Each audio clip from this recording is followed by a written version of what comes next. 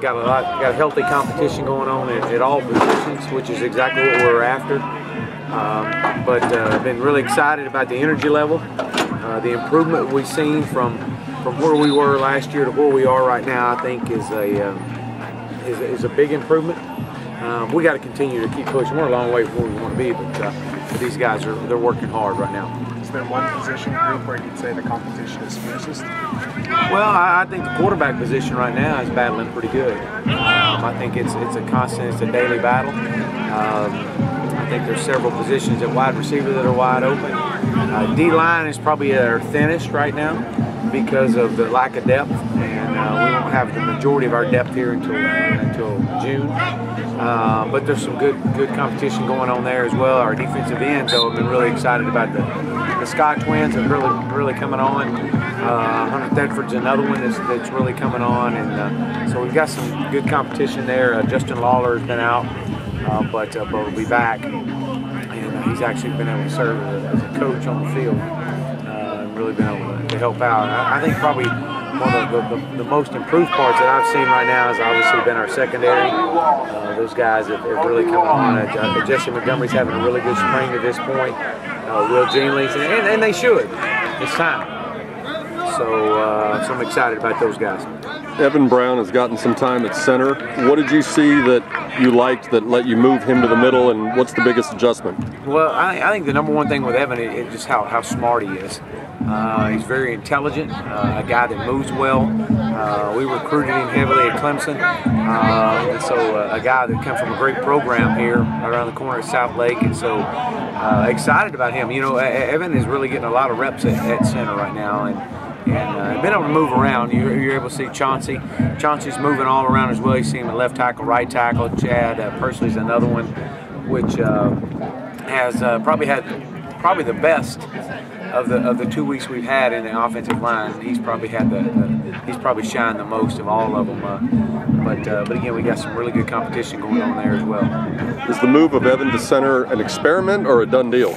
Well, no, it's not a done deal. It has been experiment more so than anything, just allowing us to create some depth at some positions that we definitely need. You say the competition at quarterback's been tough. What exactly are each three players bringing to that competition? Well, you know, each one has a different skill set. You know, Matt obviously is a great runner, and he has the ability to keep plays alive with his feet. The thing you want in Matt is you want him to settle down a little bit more in the pocket and be able to become more of a pass threat. You want a pass threat over a run threat at first. His first instinct, and I think early in the year he was that. I think later in the year he went more of a run pass second, and that's not what we're after. Obviously, let's get the team in the end zone. That's number one. However you do it, whatever way you do it, that's what matters the most. So, you know, he's done some really good things in picking up where he was. Ben obviously is more of a pass first, run second. Daryl it just depends on the day of the week. One day he's pass first, run second, and he's run first, pass second. And so, you know, developing the consistency in Daryl is really what we've been after there. Seen some really good things out of all three of them. A year ago, you talked about Prescott Line and his versatility, short yardage runner, blocker, receiver. Now that he's gone, who fills some of his responsibilities? Well, you know, the two guys returning, Xavier Jones and Braden West, are the guys that we're expecting a lot out of, and they have, to this point in spring, have held up to our standard of what we're after with these guys. Matter of fact, I think those two guys have probably had as good a spring to this point as anybody. They're running violent, they're bigger, they're faster, they're stronger, so excited about those guys. Really more intrigued with what our younger guys are bringing. Alfonso Thomas, you know, with the loss of Prescott, it has created some depth concerns at running back, and so you know, until we get some guys in here, but Alfonso coming in, graduated early, is a guy that's his typical freshman right now that you would expect. He's swimming, he's drinking from a fire hose right now, and we've just got to keep pushing him, and he's gonna be all right. He's learning.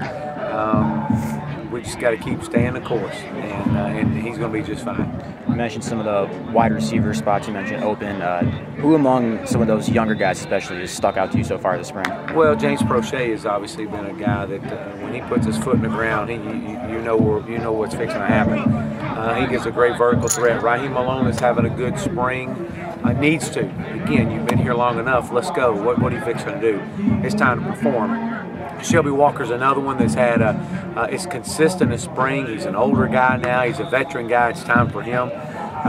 Kevin Thomas is a guy that we've challenged really hard. You know, more so than anything, he's probably there's no probably. He's more talented than anybody we got out there. It's just, can he battle and be a consistent football player like we need him to be? Right now, to this point, he hasn't shown that. But he's going to have to. He's going to have to continue to be pushed and pressed, and I know Coach Stepp is doing a great job handling him, as Coach Craddock is. And so he's a guy we're really bearing down on. We need a lot out of him. It's time for him to step up. Cortland, we know what he's capable of doing. Cortland's got to fine-tune the smaller details of the route running, the attention to details, the little things.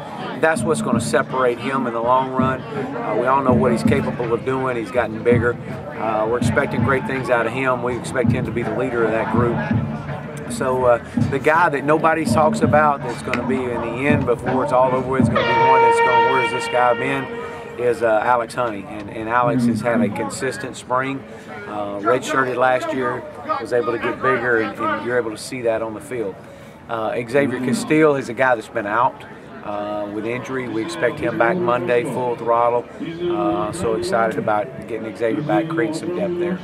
With Chad Hedlund graduating and Jackson Coons transferring, could you see Josh Williams filling both roles, or would you rather have two guys, one on each job? Yeah, that's a great question. We prefer to have two guys, but right now, Josh is having to fill both ends of it.